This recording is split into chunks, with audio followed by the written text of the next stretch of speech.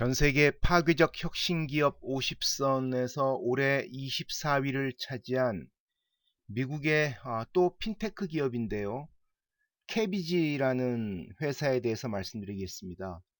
이 회사는 소기업 및 개인을 위한 대출 플랫폼을 운영하는 회사입니다. 대출을 해주는 회사인데 독특한 신용평가 알고리즘을 가지고 있습니다.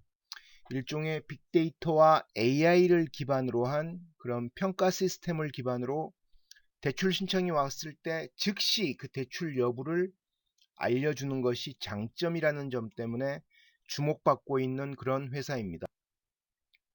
지금부터 24위를 차지한 캐비지에 대해서 살펴보도록 하겠습니다. 캐비지는 2009년에 설립된 회사인데요. 말씀드린 것처럼 미국 소기업 대출을 전문으로 하는 핀테크 스타트업입니다. 이 회사는 대출 신청을 하면 3단계에 걸쳐서 심사를 하고 최종 승인을 하는데 그 시간이 10분이 채 안 걸린다고 합니다.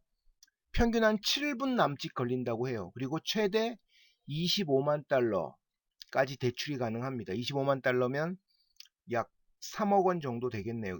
3억 원이 좀 안 되겠네요. 그죠? 그래서 기존 은행의 계좌 명세서나 기타 전통적으로 은행권에서 하고 있는 대출 심사 정보에 필요한 기타 재무 정보 같은 것에 의존하지 않고 그 고객의 실시간 비즈니스 데이터를 먼저 봅니다.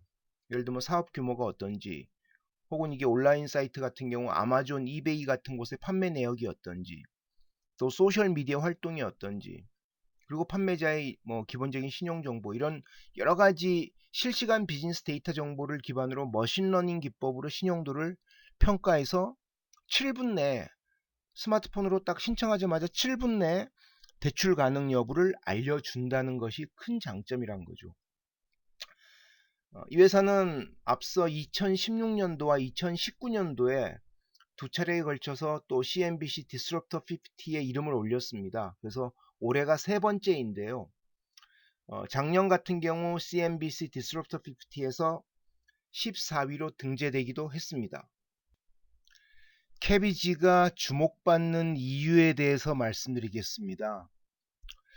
미국의 이런 캐비지 같은 SMB, 스몰 앤 미디엄 비즈니스, 중소기업 시장을 겨냥한 그런 대출 플랫폼이 워낙 많은데 캐비지가 올해 파괴적 혁신기업 50선에 선정된 이유는 그런 다양한 대출 플랫폼 중에 캐비지가 독특한 서비스 구조와 다양한 서비스 측면에서 주목받고 있기 때문으로 저는 평가를 하고 있습니다.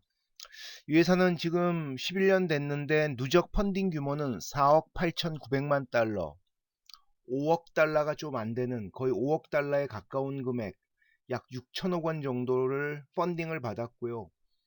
기업 가치는 올해 들어서 이제 11억 달러니까 10억 달러가 넘어서 유니콘 기업에 등극을 했습니다. 이 회사의 세 가지 장점은 첫 번째, Fast Access to Cash, 즉 즉각적인 어프로블, 승인 절차가 난다는 것입니다. 하단의 그림을 보시면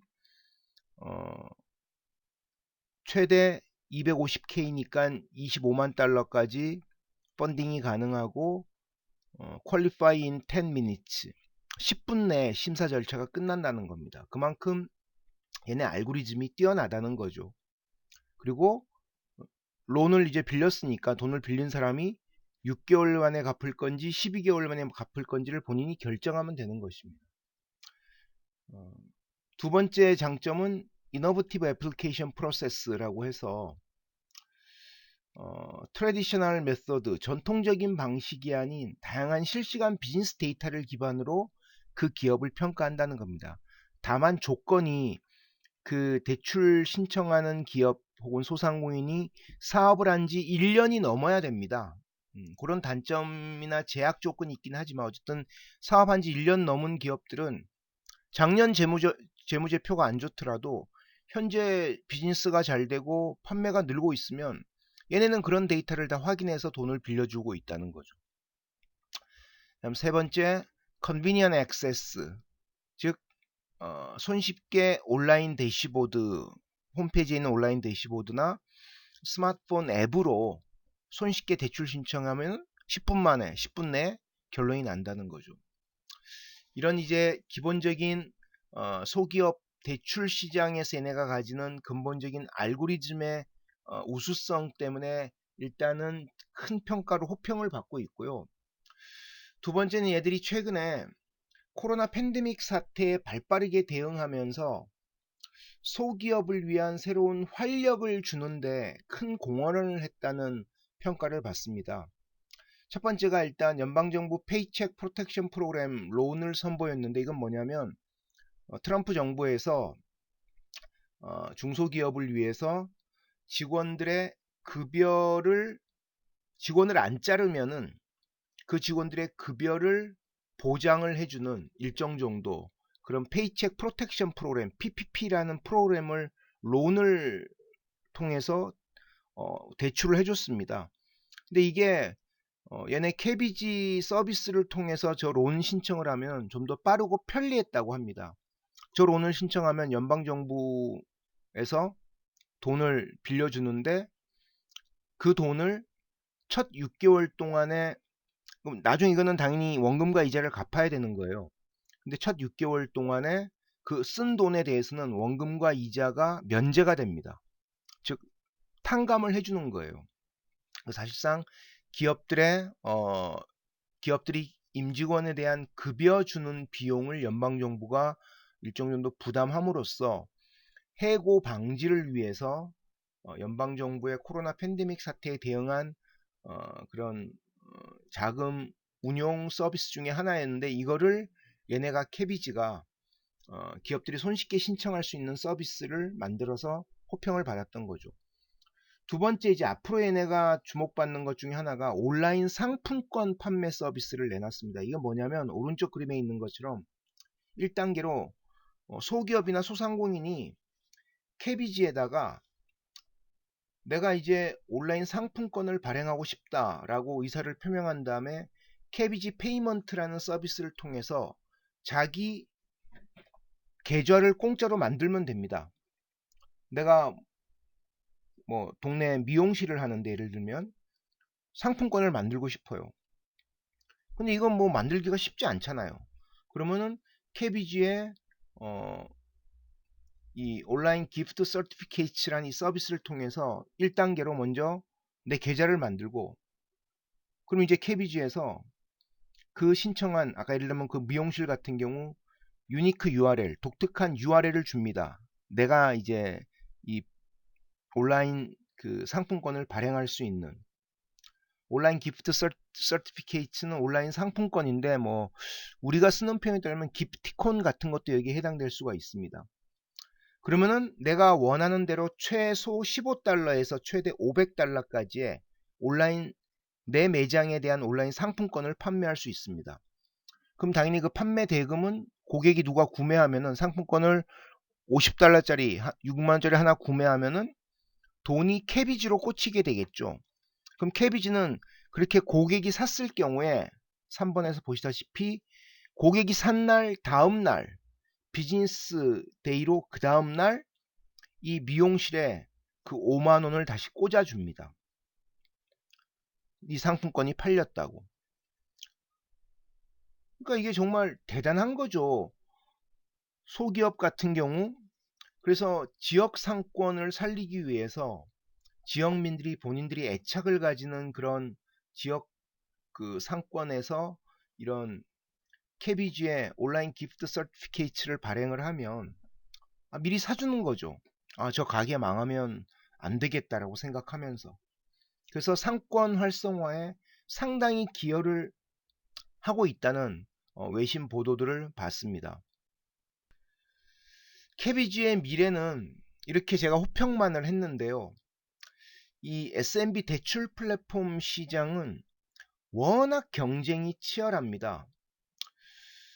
일단은 KBG 같은 경우 상대적으로 단기간 소규모 대출에 유리한 플랫폼이긴 한데 다른 이제 뭐 랜딩 클럽이나 다른 경쟁사들에 비해서 이런 점은 장점이에요. 그럼에도 불구하고 이 SMB, 스몰 앤 미디엄 비즈니스 대출 플랫폼 시장이 워낙 경쟁이 치열해서 앞으로 시장 전망이 아주 밝지만은 않고요. 두 번째, 아까 말씀드린 것처럼 온라인 기프트 서티피케이츠, 온라인 상품권 관련해서 최근 4월에 페이스북하고 상품권 사업에 공동 협약을 체결했습니다. 그러니까 페이스북을 통해서 좀 더 많은 기업들이, 많은 소상공인이 자기 상품권을 발행할 수 있는 기회를 준 것이죠. 그래서 이 부분은 앞으로 시장 활성화 정도에 따라 얘네 KBG의 새로운 캐시플로우가 될 가능성이 있다는 생각이 들고요. 하지만 그럼에도 불구하고 이 대출 플랫폼, 핀테크 대출 플랫폼 시장을 주식시장 측면에서 좀 살펴보면 흥미로운데요. 얘네 경쟁사 중에 온데크와 랜딩클럽이 지금 뉴욕 증시와 나스닥인가 둘 다 뉴욕 증시인가에 상장돼 있습니다. 흥미롭게도 둘 다 온데크와 랜딩클럽이 2014년 12월에 상장했어요. 그 상장 당시에 IPO 당일 주가도 많이 오르고 되게 주목받았던 회사들입니다.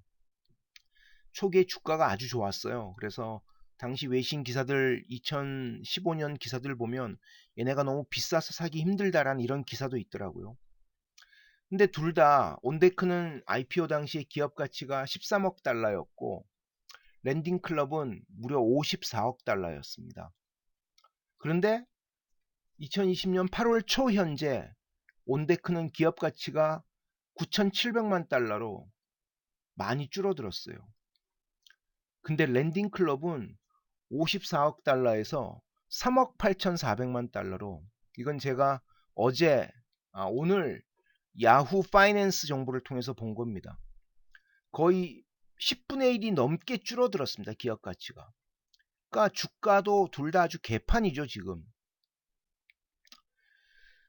그만큼 이제 주식 시장에서도 이런 SMB 대출 서비스 핀테크 기업들에 대해서 몇 년 전만 하더라도 되게 혁신적이고 세상을 뒤바꿀 것이라고 평가를 했지만 현재는 시장 상황이 녹록지 않다라고 평가하고 있고, 실제 얘네 재무 데이터를 보더라도 온데크 같은 경우 계속 적자를 보다가 2018년도에 흑자 전환을 했고요. 2018년도에 4억 800만 달러 매출에 영업이익 2,500만 달러였고 작년에 매출이 소폭 늘어나서 4억 6,600만 달러였습니다. 랜딩클럽은 2019년도 작년 매출이 6억 5,500만 달러로 온데크보다는 훨씬 높죠. 근데 영업이익이 3천만 달러 마이너스입니다. 근데 흥미로운 건 얘네가 2018년 17년도에는 매출은 당연히 더 적었지만 영업이익이 거의 1억 달러 이상이 계속 적자였습니다. 그러니까 그만큼 수익을 내는 것이, 안정적인 수익을 지속적으로 내는 것이 참 녹록치 않다는 거고요.